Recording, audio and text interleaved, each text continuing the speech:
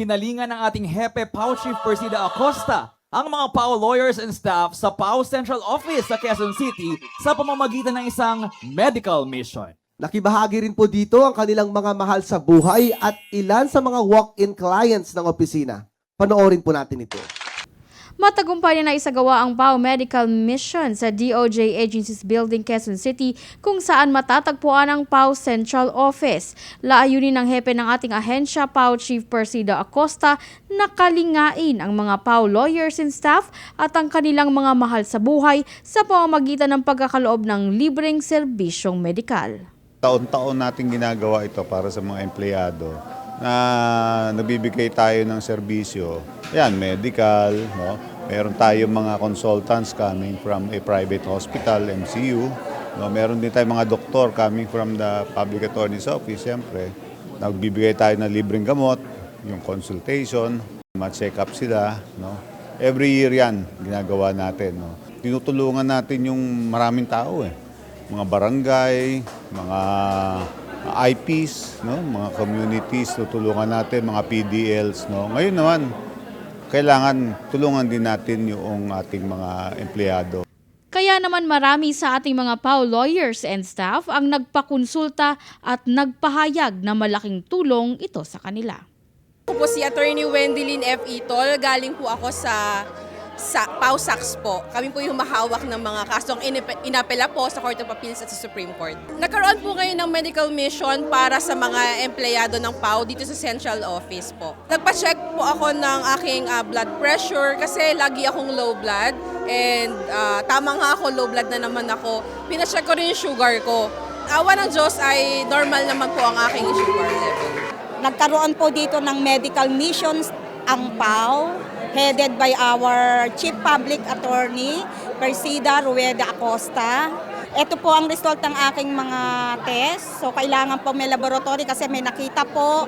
Meron po kasi akong diabetic po ako. So maganda po na nagkaroon ng medical mission na monitor po ang aming mga health dito po sa PAO. So tuwang-tuwa po kami, staff and lawyers, na nagkaroon po ng ganitong gawa ang aming Chief Public Attorney, Persida, at malaking tulong po ito para sa amin. Kasama ring ipinagmalasakit ng ating opisina ang pamilya ng mga naglilingkod sa ating tanggapan. Nagpa-BP po ako, tapos nagpa-check po ng aking sahay. Napakaganda pong pagkakataon nito para sa akin sapagkat natuklasan ko po yung aking ng dugo at saka yung aking nararamdaman. Yung pong sa sugar ko po, tsaka sa BP. Magagaling po ang doktor ng PAO. Mukhang magagaling po silang lahat. Nakakatuwa, masaya, tapos malaking tulong para sa mga staff, pati sa aming mga family ng staff. Mga relatives na gano'n, talaga namang kasama palagi yun. Pwede sila magdala dito ng kanilang asawa, kanilang mga anak para ipa-check up. Kapag gutom, pwede ring nai-stress yung isang tao o tapos tataas yung dugo. Tapos sir, kailangan po nagme-maintenance na tayo. Ang maintenance, hindi siya nakakasira ng bato.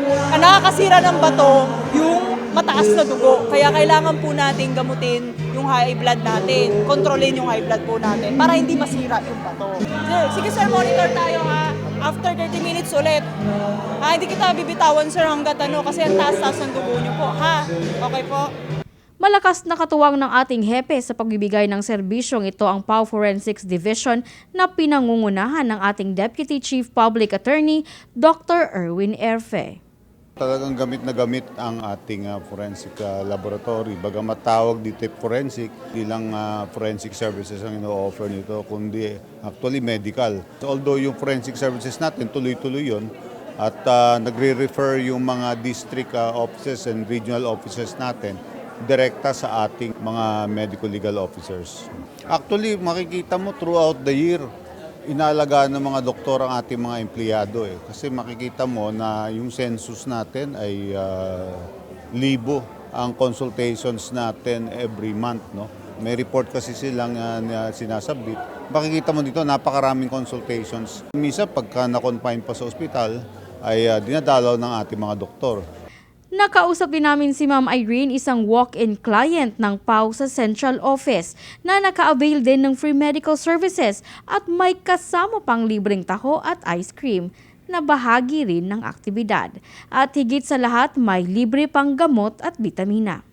Nagsadya kami sa PAO kasi may papaayos kami. And then, yung mga empleyado, napakabait nila. Actually, nagsabi sila, "Ma'am, punta po kayo doon. Merong may pataho, pa-ice cream, saka libreng medical."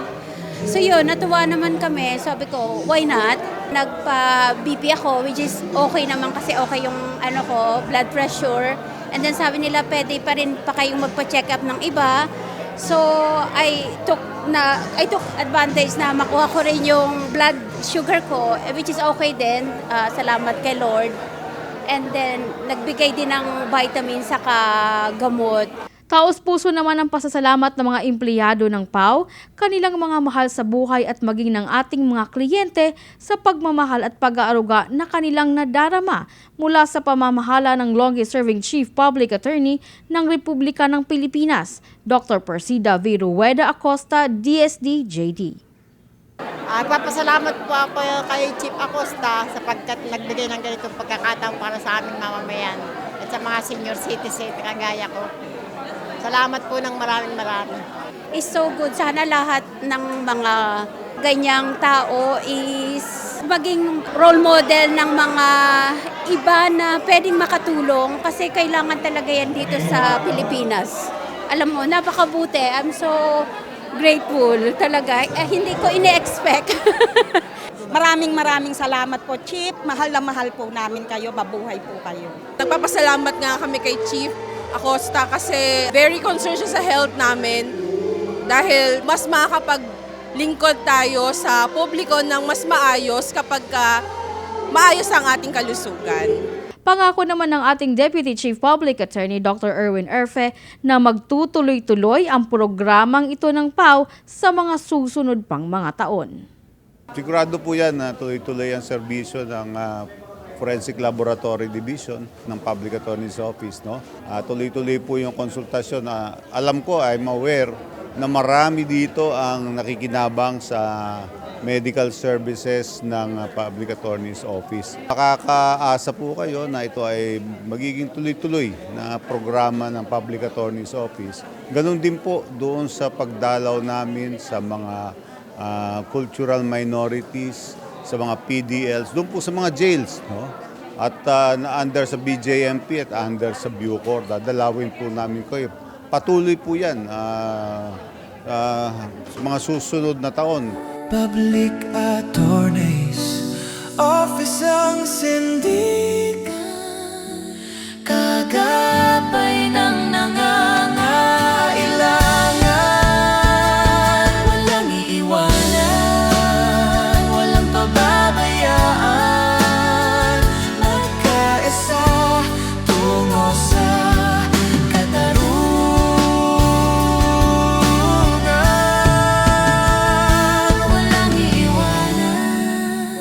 walang pababayaan, magkaisa tungo sa katarungan. Para sa #Pala News, ako si Geraldine Ranyes, Persida Acosta, hustisya para sa masa, katarungan laban sa kahirapan.